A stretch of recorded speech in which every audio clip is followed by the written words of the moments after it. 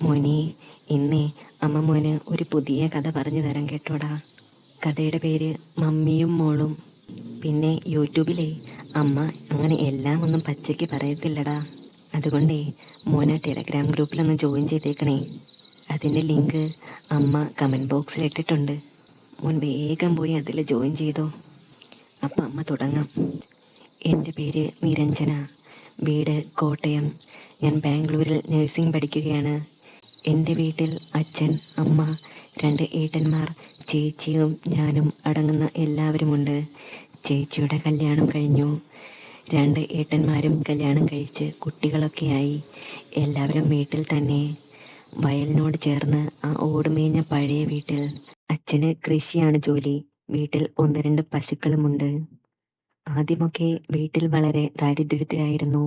ചേട്ടന്മാർ ജോലിക്ക് പോകാൻ തുടങ്ങിയതോടെ വീട്ടിലെ വലിയ പ്രയാസങ്ങളൊക്കെ മാറിക്കിട്ടി. ദാരിദ്ര്യത്തിന്റെ പടുകുഴിയിൽ നിന്ന് കഷ്ടിച്ചു കരകയറി എന്ന് പറയാം. അത്ര തന്നെ. ഞാൻ ബാംഗ്ലൂരിൽ കഴിഞ്ഞ വർഷം നേഴ്സിംഗിന് ചേർന്നതാ. കൂടെ പഠിക്കുന്നവർ അധികവും കർണാടകക്കാരും കുറഞ്ഞ മലയാളികളുമുണ്ട്. ആദ്യമൊക്കെ എനിക്ക് അവിടെ മടുപ്പായിരുന്നു. മോണിക്കയുമായി നല്ല ചങ്ങാത്തത്തിലായതോടെ മനസ്സവിടം സെറ്റായി. മോണിക്ക കർണാടകക്കാരിയാണ്, പക്ഷേ അവൾ നല്ലതുപോലെ മലയാളം സംസാരിക്കും. മംഗലാപുരത്തുകാരി ആയത് കണ്ട് തന്നെ കന്നഡയും മലയാളവും ഒരുപോലെ സംസാരിക്കും. ഇടകലർന്ന വല്ലപ്പോഴും കന്നഡ വാക്കുകൾ സംസാരത്തിൽ കലർന്നാൽ ചില വാക്കുകൾ മനസ്സിലാക്കാൻ ആദ്യമൊക്കെ പ്രയാസമായിരുന്നു. ഞങ്ങൾ പരസ്പരം നല്ല കൂട്ടുകാരികളായി മാറി. അങ്ങനെ ക്രിസ്മസ് അവധിക്ക് നാട്ടിലേക്ക് മടങ്ങി. സംഭവം നടക്കുന്നത് കഴിഞ്ഞ വർഷമാണ്. നാട്ടിലേക്ക് മടങ്ങാൻ നേരം മോണിക്ക എന്നോട്, ലീവ് കഴിഞ്ഞ് മടങ്ങും വഴി നീ എൻ്റെ വീട്ടിലേക്ക് വാ. നീ എൻ്റെ വീടൊന്നും കണ്ടിട്ടില്ലല്ലോ.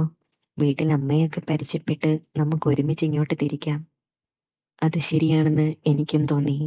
ഞാൻ അവളോട് വരാമെന്ന് പറഞ്ഞു. അങ്ങനെ ലീവായപ്പോൾ അവളുടെ വീട് ലക്ഷ്യമാക്കി യാത്ര തുടർന്നു. ഫോണിലൂടെ അവളെ വിളിച്ച് ചോദിച്ചറിഞ്ഞ് അവസാനം അവളുടെ വീട്ടിലെത്തി. ഒരു ഉൾഗ്രാമം. അവളുടെ പപ്പയ്ക്കും കൃഷിയാണ് ജോലി. സ്വന്തമായി ഏക്കർ കണക്കിന് ഭൂമിയൊക്കെയുണ്ട്. പുലർച്ചെ യാത്ര തുടങ്ങി വൈകുന്നേരത്തോടെ ഞാൻ അവളുടെ വീട്ടിലെത്തി. അവിടെ നിന്നിട്ട് ഇനി നാളെ പോകാനൊക്കൂ, ഇനി നാളെ രാവിലെ പോകാമെന്ന് അവളും അവളുടെ മമ്മിയും ഒരുപോലെ പറഞ്ഞു. ആയിക്കോട്ടെ എന്ന് ഞാനും. ഞാൻ ചെന്ന നേരം അവളുടെ പപ്പ അവിടെയില്ല. മോണിക്ക, നിന്റെ പപ്പ എന്തിയേ? ഇവിടെയൊന്നും കാണുന്നില്ല. പപ്പ സാധനങ്ങൾ വാങ്ങാൻ ടൗണിൽ വരെ പോയതാടി. എപ്പോഴാ എത്തുക? പപ്പയോ? പപ്പയെ ഇപ്പോഴൊന്നും പ്രതീക്ഷിക്കണ്ട. ടൗണിൽ പോയത് കൊണ്ട് വൈകിയേ എത്തൂ. പപ്പയെ നാളെ പരിചയപ്പെടുത്താം. നാളെ നമ്മൾ പോകാൻ നേരം ഇവിടെ ഉണ്ടാവും. അവൾ മമ്മിയെ പരിചയപ്പെടുത്തി തന്നു. നല്ല സ്നേഹത്തോടെയുള്ള പെരുമാറ്റം. അവളെപ്പോലെ തന്നെ. അവളേക്കാൾ തടിച്ചിയാണ്. അവൾ ഇരുനിറമാണ്. അവളേക്കാൾ നിറം കുറവാണ് മമ്മിക്ക്. ഒതുക്കം കുറവായ ചുരുളൻ മുടിയാണ് ഇരുവർക്കും. അവളെപ്പോലെയല്ല മമ്മി. മുടി പകുതിയോളം ഇറക്കം വെട്ടിക്കളഞ്ഞ് ഭംഗിയോടെ സൂക്ഷിച്ചിരിക്കുന്നു. കണ്ടാൽ തന്നെ അറിയാം മമ്മി അല്പം മോഡേണാ. വീടും പരിസരമെല്ലാം ചുറ്റിക്കണ്ടു. വൈകുന്നേരം ചായയ്ക്ക് കർണാടകയുടെ തനതായ എന്തെല്ലാമോ വിഭവങ്ങൾ വിളമ്പി. ചായയും കുടിച്ചു കഴിഞ്ഞ് കുറച്ചു നേരം തമാശയും ഒക്കെ പറഞ്ഞ് ഇരുന്നു. രാത്രിയായി അടുത്തു. വീട് മുഴുവൻ വിളക്ക് തെളിച്ചു. മോണിക്ക, എനിക്കൊന്ന് മേല് കഴുകണം. ഒരു ജാതി ക്ഷീണം. മേല് കഴുകിയാലേ ആ ക്ഷീണമൊന്ന് മാറിക്കിട്ടൂ. അത് ശരിയാ, നീ പോയി മേല് കഴിക്കോ. വാ, ഇതാ എൻ്റെ ബാത്റൂമിൽ കയറിക്കോ. അവളുടെ ബെഡ്റൂമിലെ ബാത്റൂമിൽ വെച്ച് ഞാൻ മേല് കഴുകി ഡ്രസ്സെല്ലാം മാറി പുറത്തിറങ്ങി. നോക്കുമ്പോൾ അവളെ അവിടെ എവിടെയും കാണുന്നില്ല. അവിടം ഒരു റൂമിൽ ആരോ ഉള്ളതായി തോന്നി. ഞാൻ അങ്ങോട്ട് ചെന്ന് നോക്കിയ ഞാൻ ആകെ ഞെട്ടിത്തെറിച്ചു പോയി നിന്നു. മമ്മി എന്ന് പരിചയപ്പെടുത്തിയ ചേച്ചിയുടെ മുകളിൽ ബെഡിൽ കമിഴ്ന്ന് കിടന്ന് അവളുടെ മാമ്പഴങ്ങൾ കുടിക്കുന്നു. ഒരു നിമിഷത്തെ ഞെട്ടൽ വിട്ടുമാറിയതോടെ, എന്താടീ കാണിക്കുന്നേ? എൻ്റെ ഒച്ച കേട്ട് അവൾ ഞെട്ടിത്തെറിച്ച് തിരിഞ്ഞു നോക്കി. അവൾ ചേച്ചിയുടെ മേലേന്ന് എണീറ്റ് നിന്നു. ചേച്ചി ബെഡിൽ എണീറ്റിരുന്ന് നാണത്താൽ ഡ്രസ്സ് എടുത്ത് മാറുമറിച്ചു. പിന്നെ എനിക്കൊരക്ഷരം മിണ്ടാൻ പറ്റിയില്ല. എൻ്റെ നാവാകെ മരവിച്ചു.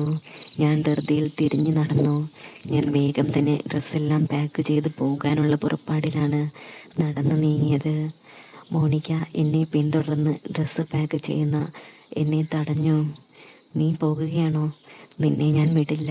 നമ്മൾ ഒരുമിച്ച് പോകാമെന്നല്ലേ പറഞ്ഞത്? അങ്ങനെ തന്നെ പോയാൽ മതി. ഗൗരവത്തോടെ എന്നെ നോക്കി പറഞ്ഞു. നീ എന്താ അവിടെ കാണിച്ചു കൂട്ടിയത്? അത് നിന്റെ അമ്മ തന്നെയല്ലേ?